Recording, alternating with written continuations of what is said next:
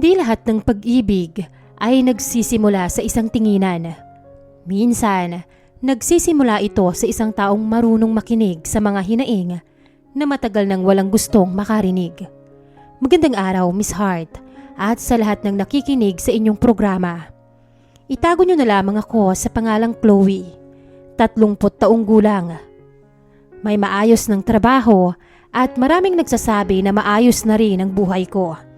Pero may isang bahagi ng nakaraan ko na hanggang ngayon ay hindi ko pa rin magawang kalimutan.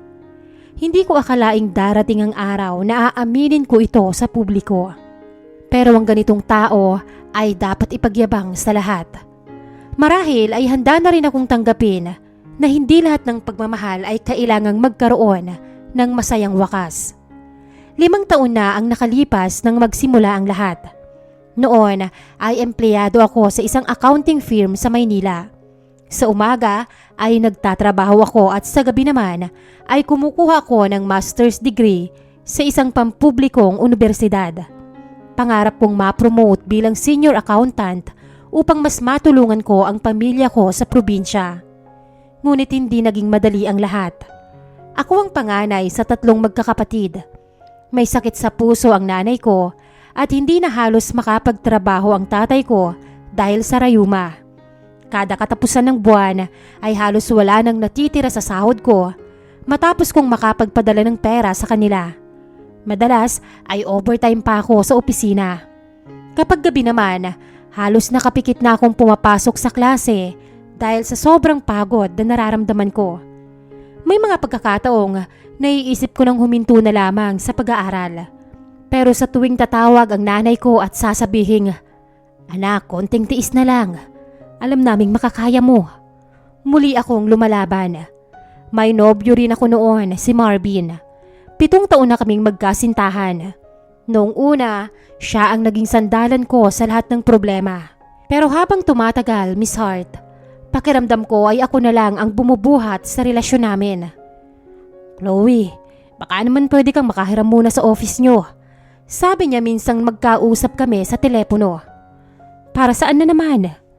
"May down payment kasi sa motor eh." Napabuntong hininga ko. "Kakabayad ko lang ng utang mo nung 1 buwan." "Investment naman yun." "Marvin, halos wala na nga akong ipon."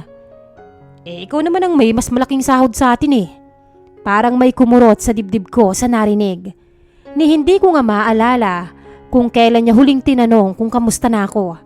Kung nakakakain pa ba ako ng tama. Kung nakakayanan ko pa ba ang lahat. Palagi na lang pera ang pinag-uusapan namin. Isang Sabado ng hapon, matapos ang klase ko ay dumiretso ako sa pampublikong aklatan malapit sa campus. Doon ako madalas gumawa ng research para sa thesis ko. Tahimik ang lugar. Amoy lumang papel at kahoy ang buong silid. Habang inaabot ko ang isang librong nasa pinakamataas na estante, biglang may isang kamay ang kumuha nito. "Eto ba ang hinahanap mo?" Napalingon ako sa boses. Isang matandang lalaki ang nakangiti sa akin. Matangkad siya, maputi na ang buhok, pero maayos manamit at may suot na manipis na salamin. May kakaiba sa mga mata niya. Parang punong-puno ng mga kwentong matagal na niyang gustong ikwento. "Opo, salamat po. Mag-ingat ka sa pagbabasa niyan." Natatawa niyang sabi. "Baka mas maraming tanong ang makuha mo kaysa sa sagot." Napatawa rin ako sa sinabi niya. "Accounting po kasi ang thesis ko." Tumango siya. "Kaya pala seryoso ang mukha mo." "Ako po ba?" "Oo, kanina pa nakakunot ang noo mo." Hindi ko napigilang mapangiti. Matagal na rin sigurong walang nakapansin ng simpleng bagay tungkol sa akin. "Ako nga pala si Jose." "Nice to meet you po. Ako po si Chloe." "Pwede mo akong tawaging Jose." "Naku, nakakahiya naman po." Sige, kung hindi mo kaya, Lolo Jose na lang." Napatawa kaming dalawa.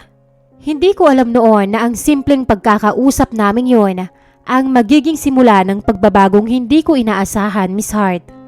Naging pareho ang oras ng pagpunta namin sa library. Paminsan-minsan ay nagkakasabay kaming magkape sa maliit na cafe sa tapat nito. Hindi siya madaldal, pero kapag nagsalita siya, pakiramdam ko ay may natututunan ako. Dating professor pala siya sa isang universidad bago siya nagretiro. Mahilig siyang magsulat ng sanaysay at mangolekta ng mga lumang libro. Isang araw ay napansin niyang paulit-ulit akong tumitingin sa relo. May hahabulin ka ba? Papasok pa po ako sa trabaho. Abay, hindi ka ba napapagod? Napapagod po. Bakit hindi ka humihinto? Napatingin ako sa tasa ng kape bago muling nakapagsalita. Dahil walang ibang sasalo sa pamilya ko. Matagal siyang natahimik. Pagkaraan ng ilang segundo ay marahan siyang tumango. Alam mo, Chloe, maraming tao ang matalino, maraming masipag, pero kakaunti lang ang may tibay ng loob na katulad mo. Malayo ang mararating mo. Halos maiyak ako sa sinabi niya. Marahil dahil yon ang unang pagkakataon sa loob ng maraming taon na may nakakakita sa pagod ko. Unti-unti kaming naging magkaibigan. Kapag tapos na ang klase ko, dumadaan ako sa library. At kapag naroon siya, nagkukwentuhan kami tungkol sa buhay, sa mga librong nabasa namin, at kung minsan ay tungkol na rin sa pamilya. Marunong siyang makinig, Miss Hart. At kung minsan nga, iyon lang pala ang kailangan ng isang taong matagal ng pagod. Hanggang sa hindi ko namalayang inaabangan ko na ang bawat Sabado. Mas madalas ko nang ikwento ang araw ko kay Jose kaysa kay Marvin. At doon, unti-unti nang nagbago ang takbo ng kwento ng buhay ko. Hindi ko agad napansin ang pagbabago. Sa una, inisip ko na normal lang yon. Wala namang masama kung magkaroon ako ng isang kaibigang mas matanda na mahilig ding magbasa ng libro. Sa katunayan, mas marami pa akong natututunan kay Jose kaysa sa ilang profesor ko sa universidad. Hanggang sa may isang tao na ring palaging naghihintay sa akin tuwing Sabado, Miss Hart. Minsan pagdating ko sa library ay may nakahanda ng isang tasa ng mainit na tsokolate. Hindi ba sabi mo paborito mo ito? Nakangiting tanong niya. Napangiti ako. Naaalala niyo pa po pala. Abay, hindi madaling kalimutan ang mga taong marunong magpasalamat. Sa totoo lang, matagal na akong hindi nasasanay na may taong nakakaalala ng maliit na bagay tungkol sa akin. Si Marvin kasi, kahit 7 taon na kaming magkasintahan, nakakalimutan pa rin niya ang birthday ko kung hindi ko pa ipaalala. Minsan pa nga, mas alam pa ni Jose ang schedule ng klase ko kesa sa sarili kong nobyo. Isang gabi, habang nasa opisina ako ay tumawag si Marvin. Chloe, nandito kami ng mga tropa eh. Kulang kami sa pambayad. Napapikit ako. Marvin, kakapadala ko lang ng pera sa inyo nung 1 linggo. Huling beses na to. Wika niya. Ilang beses ko na rin narinig yan sa'yo. Kung ayaw mo, wag na lang. Pagkatapos niyang sabihin yon ay pinatay niya ang tawag. Napabuntong hininga ako ng malalim. Kinabukasan, dumiretso ako sa library. Napansin agad ni Jose ang lungkot sa mukha ko. Mukhang hindi ka yata nanalo sa laban mo ngayon. Napangiti ako ng bahagya. Paano mo nalaman? Kasi kahit nakangiti ka, hindi sumasabay ang mga mata mo. Hindi ko namalayang tumulo na pala ang luha ko, Miss Hart. Chloe, may mga taong hindi natin kayang baguhin. Pero may mga desisyon tayong kaya nating baguhin. Natatakot po ako. Sa alin? Sa ideyang baka nasayang ko ang 7 taon ng buhay ko. Ngumiti siya. Hindi nasayang. Paano niyo po nasabi? Dahil may natutunan ka. Kung mali po ang taong minahal ko. Walang taong nagmahal ng tunay na natalo. Pero wag mo nga hayaang maubos ka. Mula noon, mas naging madalas na ang pag-uusap namin. Sapat para maging bahagi kami ng routine ng isa't isa. Kapag may bago siyang librong nababasa, ipinapahiram niya yun sa akin. Kapag naman may natatanggap akong bonus sa opisina, ako ang bumibili ng kape naming dalawa. Aba, napalingon ako sa kanya. Bakit po? Huwag mo akong sanayin na nililibre mo. Biro nito. Bawi lang po yan sa lahat ng payo nyo. Payo lang ang kaya kong ibigay. Hindi po ano pa ba? Pagpapahalaga. Ilang segundo rin bago siya muling nagsalita. Matagal na akong hindi nakakarinig niyan. Lumipas pa ang halos 4 na buwan, Miss Hart. Lumalim pa ang pagkakaibigan namin. Pero kasabay noon ay ang unti-unting paglamig naman ng relasyon namin ni Marvin. Madalas na kaming mag-away. Lagi niyang sinasabing wala na raw akong oras sa kanya. Busy ka na naman. Nagtatrabaho ako, Marvin. May ipa ka na ba, Chloe? Napatingin ako sa kanya. Wala akong maisagot dahil sa unang pagkakataon, naitanong ko rin sa sarili ko ang tanong na yon. May iba na nga ba akong gustong kausap? Mas gusto ko na nga bang ikwento ang araw ko sa ibang tao? Mas masaya ba akong kasama ang isang matandang mahilig sa libro kaysa sa lalaking 7 taon kong minahal? Natakot ako sa sarili kong mga tanong. Isang Sabado, hindi dumating si Jose sa library.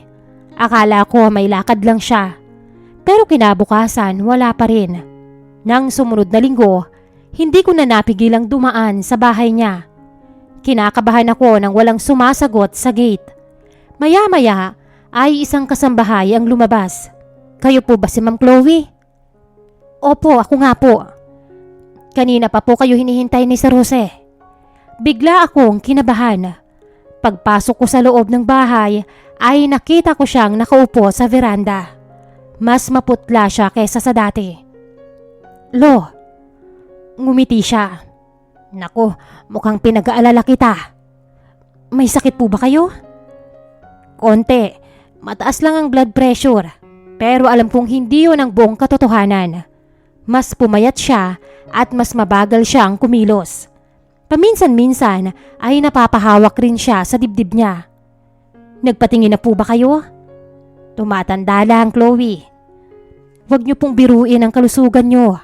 Napangiti siya sa sinabi ko. May nag-aalala na pala sa akin. Hindi ko alam kung bakit pero bigla akong napaiwas ng tingin. Sa loob ng dibdib ko, may damdaming unti-unting nabubuo. Damdaming pilit kong itinatanggi. Dahil hindi ko alam kung may karapatan ba kong maramdaman yon, Miss Hart. Mula nang malaman kong may iniindang karamdaman si Jose, mas naging madalas ang pagdalaw ko sa bahay niya. Hindi na lang sa library kami nagkikita. Minsan ay sa veranda na ng bahay niya habang nagkakape. Minsan naman ay sa maliit niyang hardin na puno ng mga gumamela, santan at orchidyas. Alam mo ba kung bakit mahilig ako sa halaman? Tanong niya minsang magkasama kaming nagdidilig. Bakit po? Dahil kahit ilang beses silang malanta, kapag inalagaan mo kaya pa rin nilang mamukadkad. Napangiti ako. Parang tao lang po, no? Tama. Tahimik kaming nagpatuloy sa pagdidilig. Dumating ang araw ng kaarawan ko. Hindi ko yon ipinagdiwang. May pasok ako sa opisina at may klase pa sa gabi. Pagdating ko sa library, nakita ko siyang may maliit na paper bag. Happy birthday! Napahinto ako. Paano niyo po nalaman? Tiningnan ko ang membership form mo sa library. Natawa ko ng malakas. Cheater? Tama lang ang tawag doon. Inabot niya sa akin ang paper bag. Hindi na sana kayo nag-abala. Masaya kaming nagkwentuhan ng araw na yon. Kinagabihan, tumawag si Marvin.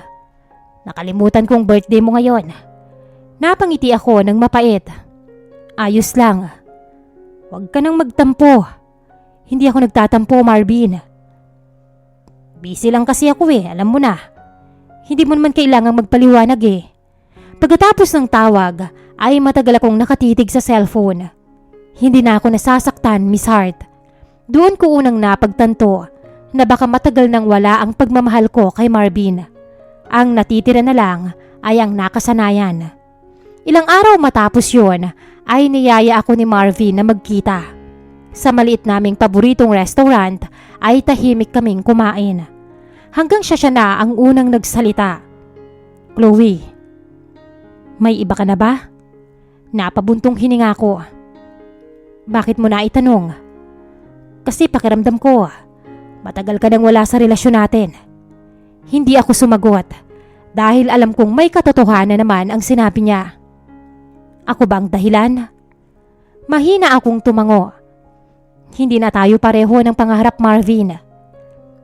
Anong ibig mong sabihin? 7 taong kitang hinintay na magbago. Hindi ko na kayang ipilit pa. Ilang minutong katahimikan ang namagitan sa amin. Pagkatapos ay marahan niyang inilapag ang kutsara. Kung yan ang makakapagpasaya sa iyo, Chloe. Tanggap ko na. Hindi naging magulo ang paghihiwalay namin. Pareho na kaming napagod. Pareho na rin naming alam na matagal nang tapos ang relasyon namin. Lumipas pa ang halos 2 buwan. Mas gumaan ang pakiramdam ko. Mas nakapag-focus ako sa trabaho at sa thesis ko. Mas marami na rin akong oras kay Jose. Pero may isang bagay na hindi ko masabi sa kanya. Na kapag hindi kami nagkikita ng ilang araw, pakiramdam ko ay may kulang. Kapag may magandang nangyayari sa opisina, siya ang una kong gustong tawagan. At kapag may problema ako, siya rin ang una kong naiisip. Isang hapon, habang nagkakape kami sa bahay niya, bigla siyang nagsalita. Chloe, may gusto akong itanong. Ano po yun? Masaya ka ba ngayon? Opo. Sigurado ka? Oo naman. Tumango siya. Mabuti naman. Bakit niyo naman ho na itanong? Matagal muna siyang tumingin sa malayo bago sumagot. Dahil natatakot akong baka masanay ka lang na nandyan ako. Napatingin ako sa kanya. Hindi po. Huwag mo nga hayaang mapagkamalan mo ang pasasalamat bilang pag-ibig. Parang may humigpit sa dibdib ko. Hindi ko alam kung bakit pero pakiramdam ko ay nabasa niya ang lihim na matagal ko nang itinatago. Huminga ako ng malalim. Jose, paano kung... Huwag mo nang tapusin. Napangiti siya, ngunit may lungkot sa mga mata. May mga damdaming mas magandang pag-isipan muna bago bigkasin. Hindi na ako nakapagsalita pa sa kanyang tinuran. Sa unang pagkakataon, pareho naming naunawaan ang katahimikan.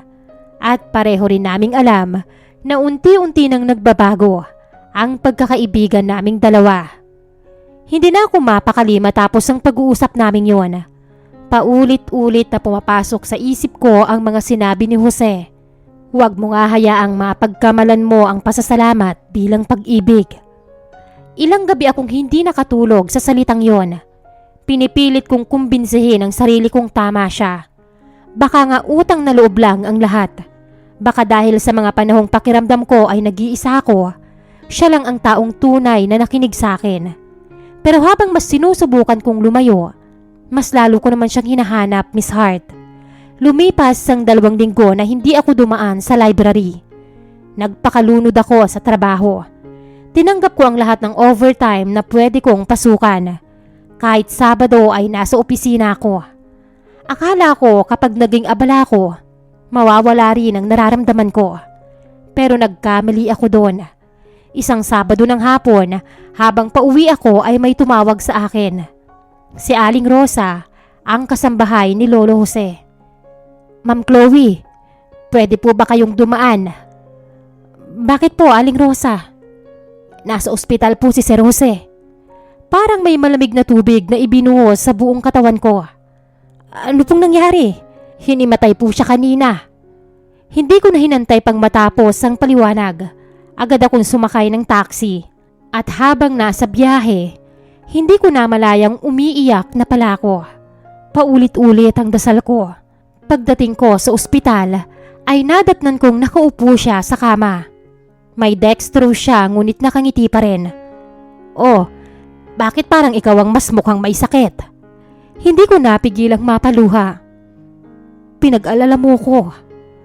Pasensya ka na. Bakit hindi niyo sinabi sa akin na may sakit kayo? Napabuntong hininga siya. May mga laban, Chloe, na kailangang harapin ng taong mag-isa. Pero hindi kayo nag-iisa. Hindi ko sinasadyang masabi yon. Napatingin siya sa akin. Anong ibig mong sabihin, Chloe? Napayuko ako. Hindi ko alam kung saan kukuha ng lakas ng loob. Pero alam kong kapag hindi ko sinabi ang totoo, habang buhay ko yung pagsisisihan. Na mahalaga na kayo sa akin. Mahigit 1 minuto kaming parehong natahimik. Pagkatapos ay marahan siyang ngumiti. Ikaw rin. Hindi po, hindi ganun. Napapikit ako. Mahal ko na kayo. Nang mabigkas ko ang mga salitang yon, para akong nabunutan ng tinik. Kasabay noon ay ang matinding kaba. Hindi ko alam kung magagalit ba siya, lalayuan ba ako o hindi na ako kakausapin. Ngunit kabaligtaran ang nangyari. Marahan niyang hinawakan ang kamay ko. Pasensya na po. Huwag kang humingi ng tawad. Ang mahalaga ay kung ano ang pipiliin nating gawin. Tahimik akong nakinig. Kung may isang bagay akong ipinagpapasalamat, yun ay ang makilala ka. Unti-unting namuo ang luha sa mga mata ko. Pero ayokong maging dahilan para huminto ang buhay mo, Chloe. Hindi niyo ako pinipigilan? Kung ganon, huminga siya ng malalim. Hayaan mong maging tapat din ako. Unti-unti na rin kitang minahal. Parang tumigil ang oras. Hindi ko alam kung dapat ba akong matuwa o masaktan. Dahil kasabay ng pag-amin niyang yon ay ang lungkot sa kanyang mga mata. Pero hindi pwedeng doon magtapos ang kwento natin. Bakit po? Ilang sandali siyang tumingin sa bintana ng ospital. Pagkatapos ay marahan siyang bumuntong hininga. May isang bagay na kailangan mo munang malaman. Napakunot noo ako. Ano po yun? Matagal ko nang alam na may sakit ako. 3 taon na akong may cancer.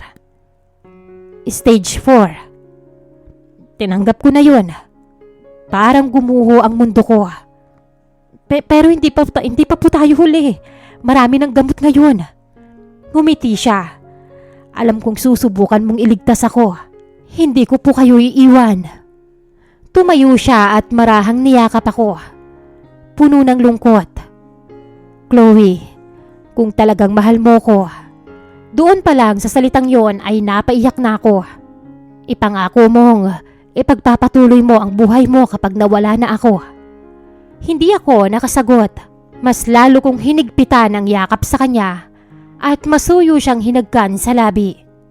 Sa unang pagkakataon, pareho naming inamin ang nararamdaman namin. Ngunit sa parehong araw ding yon, nalaman kong ang pag-ibig na matagal ko nang hinahanap ay may nakatakda na palang katapusan. At hindi ko alam kung paano ko haharapin ang mga susunod na araw na unti-unti ko siyang mawawala. Pagkatapos ng gabing yon, Miss Hart, hindi na namin kailangang itago ang tunay naming nararamdaman sa isa't isa. Pero kasabay ng pag-amin na yon ay ang isang pangakong pareho naming iingatan. Mas mahalaga kay Jose na matapos ko ang master's degree ko. Kapag nakatapos ka, sabi niya minsan habang magkatabi kaming nakaupo sa veranda, tsaka natin pag-usapan ang mga pangarap natin. Napangiti ako.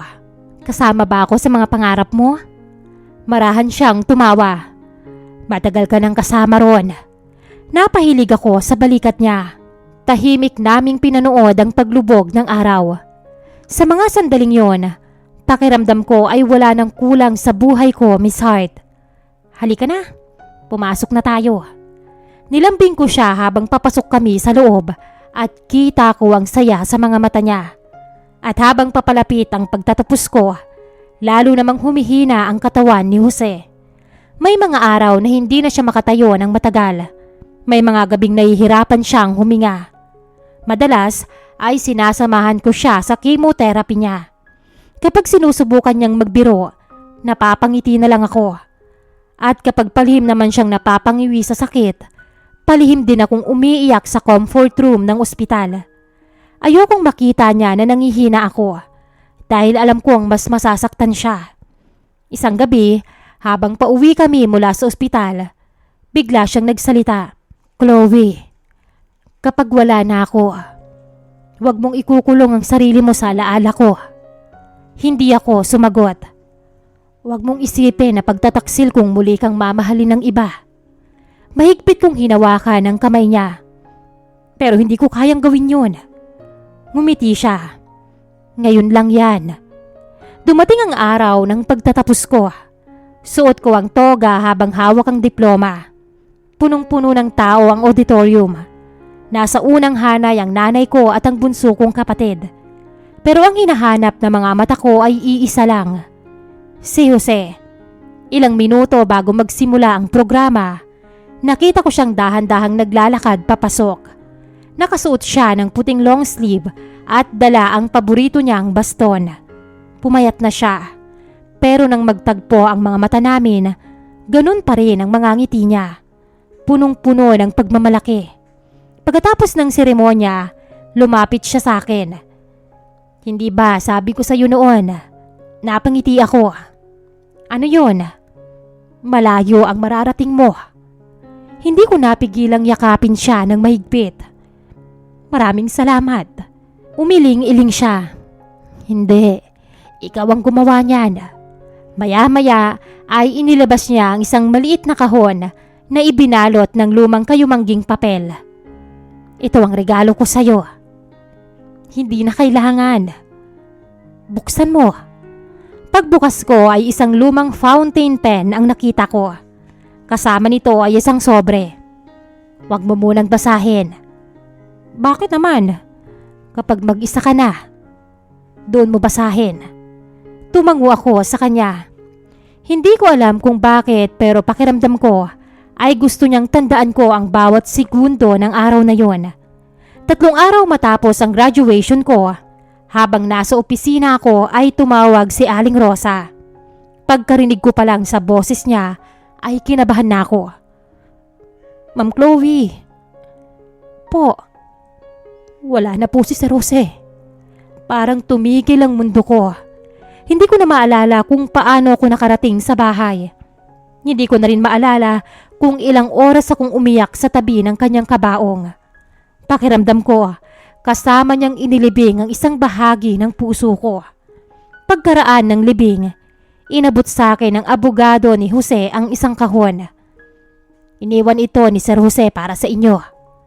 Sa loob nito ay naroon ang fountain pen at ilang lumang larawan. Ang paborito niyang bookmark at ang sobrang ipinabukas niya pagkatapos ng graduation. Nanginginig ang mga kamay kong binuksan yon. Hindi ko napigilang mapahagulgol matapos mabasa yon. Mahigpit kong niyakap ang liham na para bang nayakap ko pa siya sa huling pagkakataon. Lumipas ang 2 taon, Miss Hart. Natapos ko na ang master's degree ko at naging finance manager ako sa kumpanyang pinapasukan ko. Single pa rin ako at hinihintay na maghilom ang sugat. Hanggang ngayon ay nasa mesa ko pa rin ang fountain pen na regalo niya noong araw ng pagtatapos ko. Hindi ko yon ginagamit dahil paalala yon na minsan sa buhay ko may isang lalaking nagturo sa akin na ang pinakamahalagang regalo ay hindi nasusukat sa halaga, kundi sa taong nagbigay ng lakas ng loob para maniwala ka ulit sa sarili mo. At kung tatanungin man ako kung minahal ko ba talaga si Jose, ngingiti na lang ako. Dahil may mga pag-ibig na hindi man nagtagal, sapat naman ang iniwang alaala upang dalhin mo habang buhay. Hanggang dito na lamang po at lubos na nagpapasalamat, Chloe.